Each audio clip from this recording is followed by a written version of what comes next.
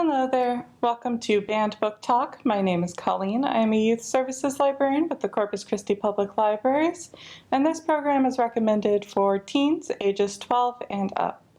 Now, the materials we discuss may not always be suitable for everyone, so some parental guidance is recommended. However, censorship is not. With that out of the way, let's go ahead and dive on into today's topic. Today, we will be discussing what are banned books. If you're in school, when you hear banned books, you probably think of Banned Book Week, which falls in the last week of September. And this is an effort that is put out by the American Library Association to try to bring awareness and put a stop to the censorship of books, movies, library programming, and other services that libraries typically provide. If you're in an English, literature, or reading class, you probably had to do some kind of assignment because those are the classes where you're most likely to encounter banned books.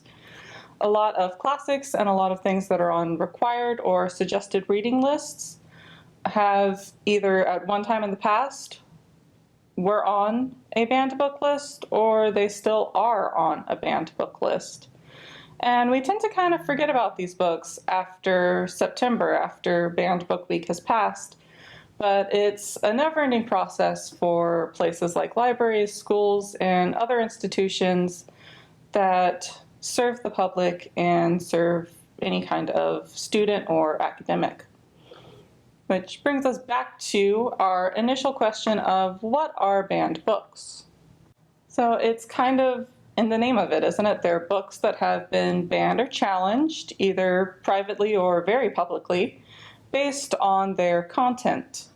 A ban refers to when a book is actually removed from the shelves, taken out of classroom, or taken off of a reading list, meaning that access to it is being restricted or denied. A challenge is when someone complains or puts in a formal request to have the book banned and pulled from the shelves. This often results in the book being sent off to a committee who then decide if the book will be banned, if it will stay, or if they will compromise and just relocate the book. Every library system has a different way of handling these complaints and handling formal challenges. Here at the Corpus Christi Public Libraries, someone can fill out a discontentment form, which will then be sent to the committee for review. And while the committee is still reviewing the book will remain on the shelves so that anyone who might want it still has access to it. Banning and challenging are kind of more official forms of censorship, but there's also times when people decide to take censorship into their own hands. And often they do this by hiding materials, either behind a shelf or under it, or putting it in the wrong location so that it makes it harder to find, vandalizing it, marking out words or phrases, or tearing out entire pages so that the text is incomplete or unreadable. And all the way to the extreme of people who actually take the books and either just don't bring them back or actively try to destroy them. So who are these people that challenge books?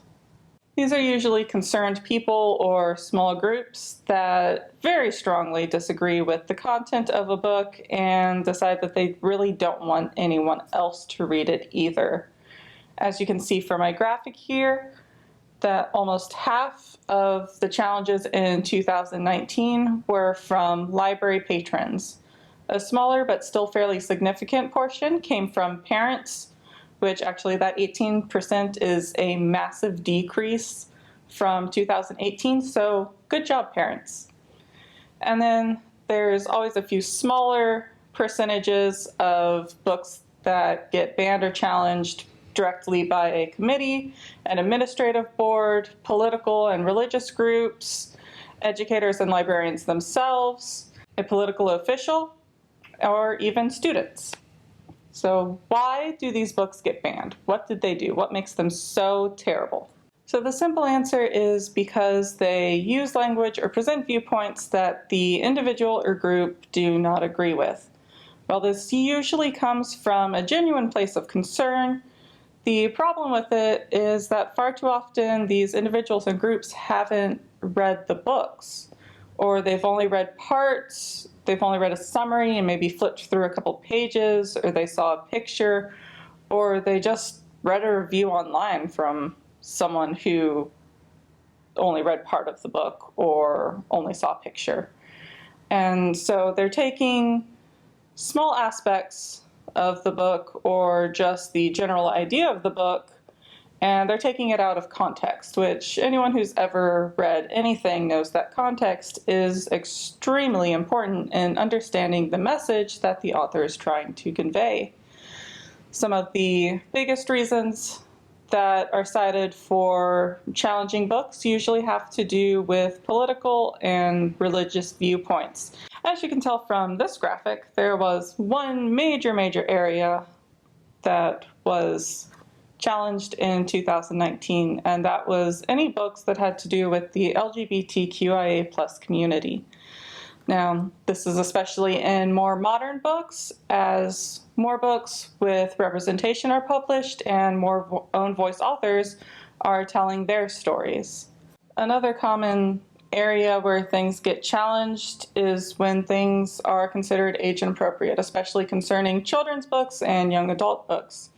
Things that have profanity and strong language, or that have a lot of violence, or that cover topics of puberty or sex, are often contended as being age inappropriate.